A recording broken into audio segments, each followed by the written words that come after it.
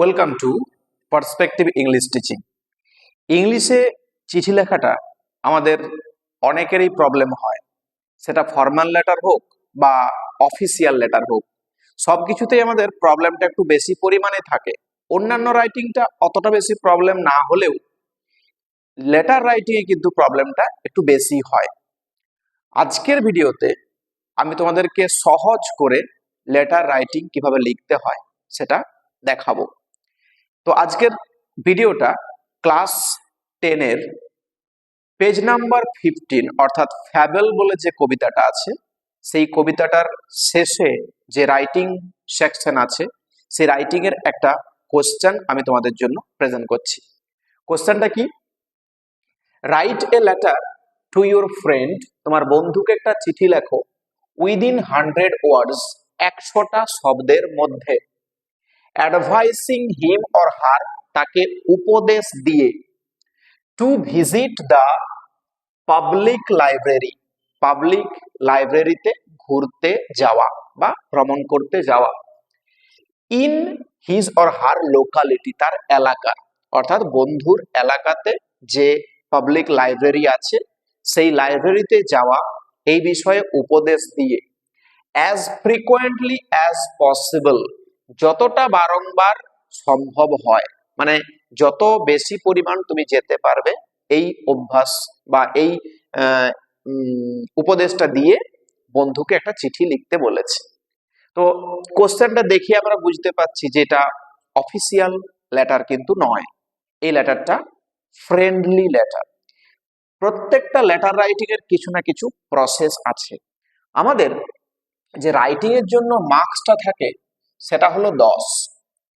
এই 10 কিন্তু দুভাগে বিভক্ত, 2+8।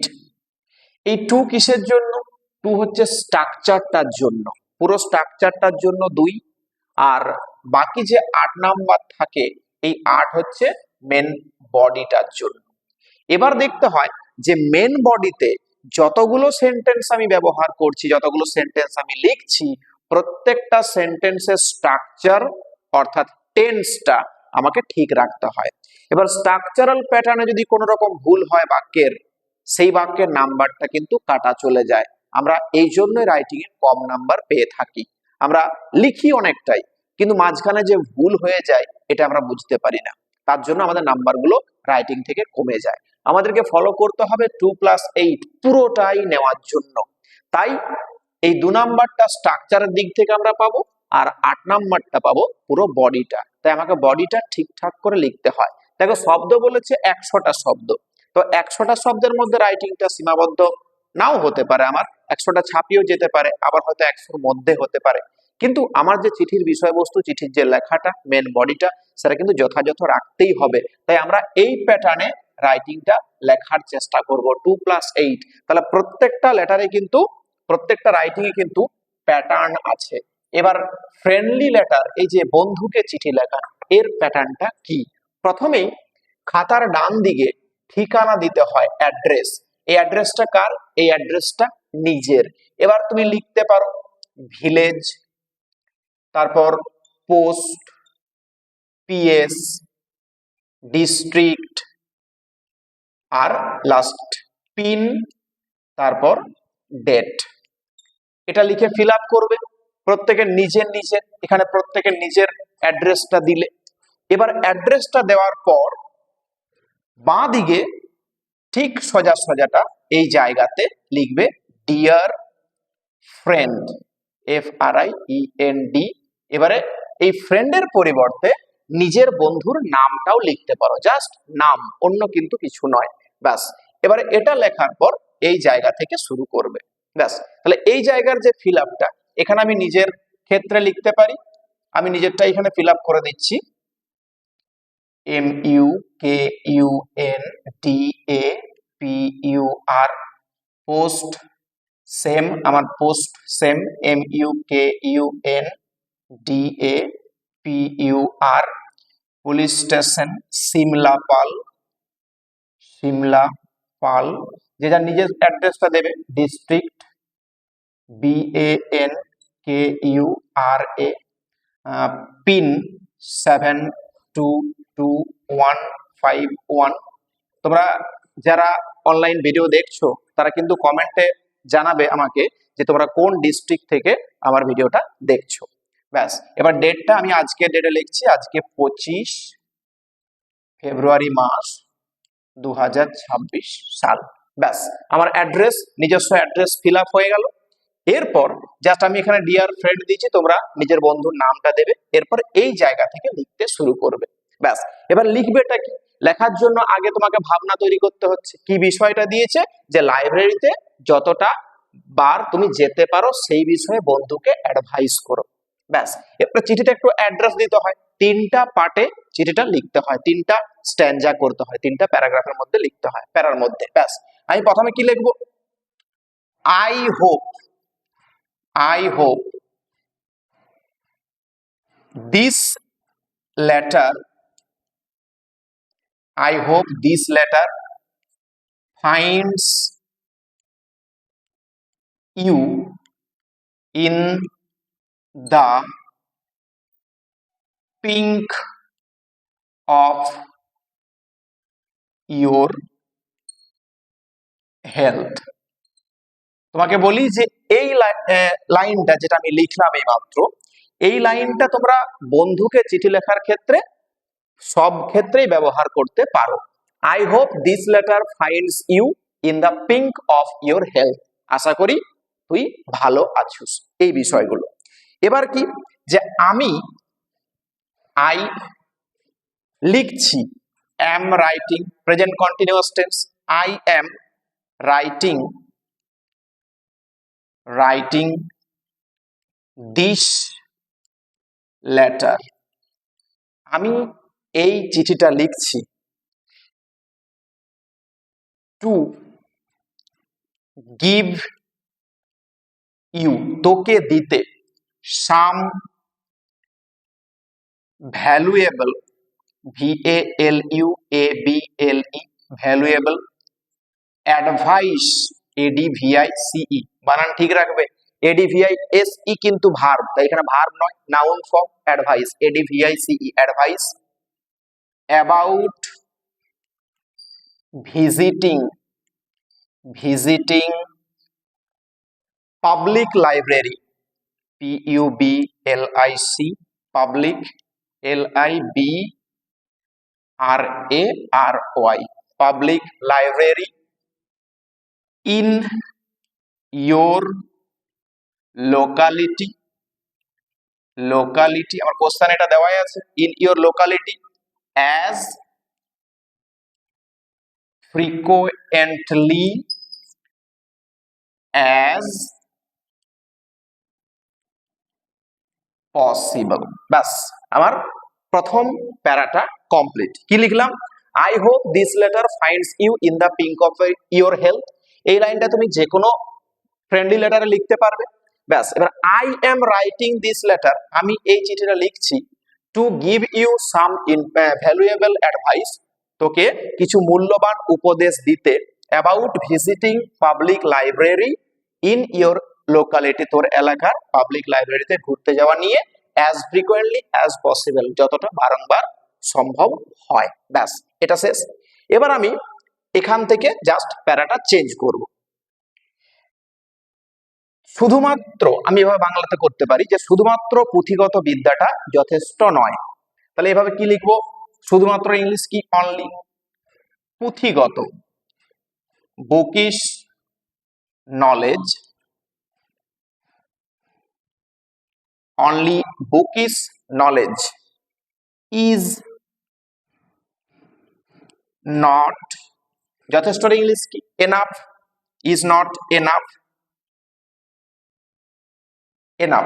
তাহলে only bookish knowledge is not enough to prosper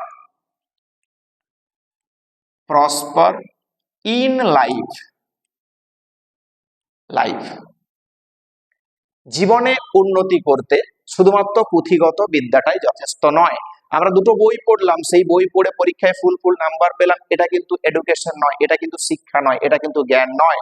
education is all round development. এই কথাই আমি অ্যাড করে দিতে পারি। কি করতে পারি এখানে? যে ইউ know that তুই জানুস যে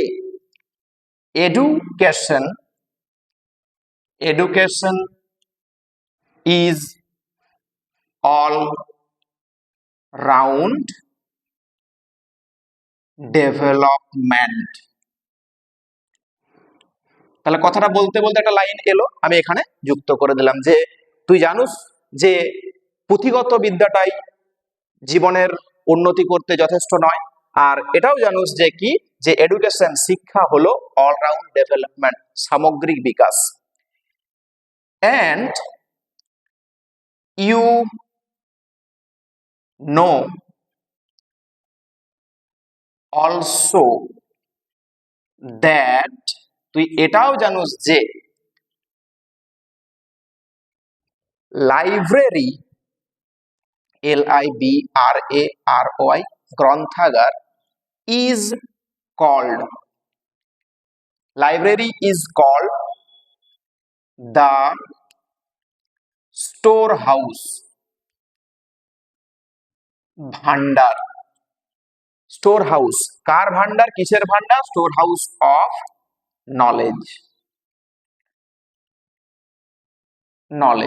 তুই ভালো করেই জানিস যে লাইব্রেরি অর্থাৎ গ্রন্থাগারকে বলা হয় জ্ঞানের ভান্ডার।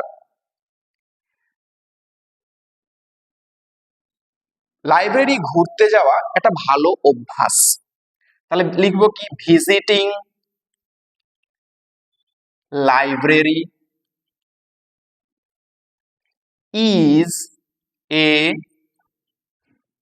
good habit। লাইব্রেরি ঘুরতে যাওয়া একটা ভালো অভ্যাস, visiting library is a good habit. চার দেওয়ালের মধ্যে, লাইব্রেরির চার দেওয়ালের মধ্যে, within the four walls of library, within the four walls of library, লাইব্রেরির চার দেওয়ালের মধ্যে, you can get acquainted, you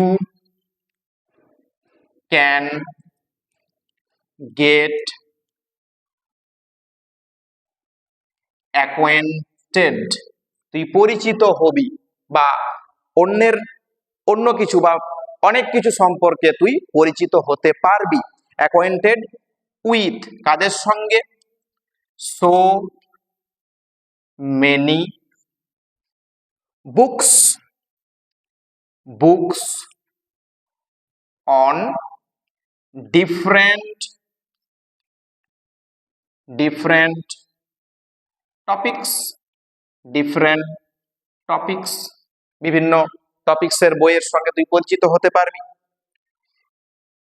এবার লিখবো কি, এর পাশাপাশি, BESIDES, besides এর পাশাপাশি কি না, তুই জানতে পারবি, you will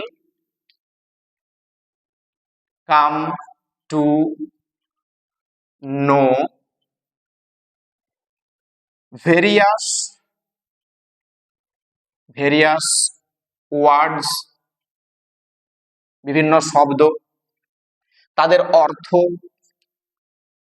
their meanings এবং ব্যবহার, and usage এবং ব্যবহার। তাহলে এর পাশাপাশি কি জানতে পারছি না, নতুন নতুন শব্দ, বিভিন্ন শব্দ, তাদের অর্থ এবং তাদের ব্যবহার, ইউসেজ।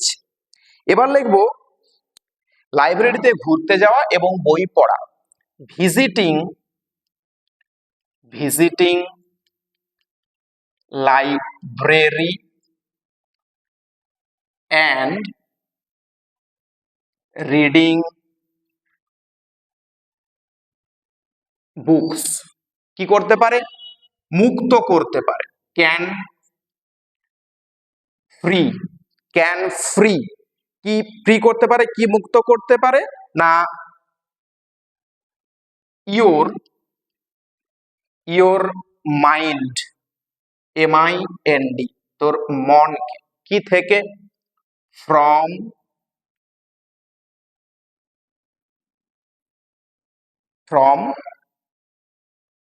এভরিডেজ, প্রত্যেক দিনের, এভরি ডেজ, প্রত্যেক দিনের, মনোটোনি, বিষাদ, মনোটোনি, টায়ার্ডনেস, ক্লান্ততা, TIREDNESS, tiredness, and mental stress, STRESS, মানসিক চাপ। এই এত কিছু থেকে তোকে মুক্ত করবে যদি তুই লাইব্রেরিতে ঘুরতে যাস এবং বই পড়িস। আচ্ছা, সুতরাং, so I suggest you, SUGGEST, আমি তোকে পরামর্শ দিচ্ছি, suggest you to start going, বা এই জায়গায় ভিজিটিং করতে পারি, ভিজিটিং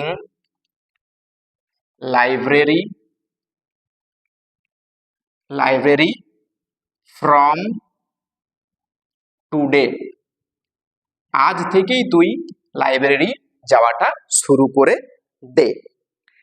আর এতে দিস, এটা কি করবে না সমৃদ্ধ করবে, উইল এনরিচ ইয়োর ভোকাবুলারি, শব্দ ভান্ডার, ভোকাবুলারি, উইথ নিউ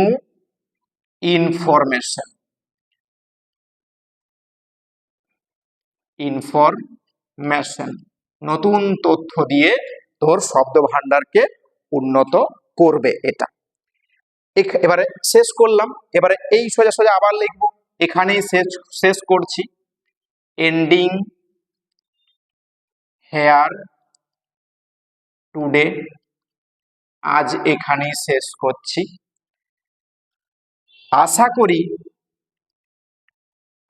করি ইউ উইল গো বাই, তুই মান্য করবি, গো বাই বা মেনে চলবি, মাই সাজেশন, তোর প্রতি ভালোবাসা, love to you, and best regards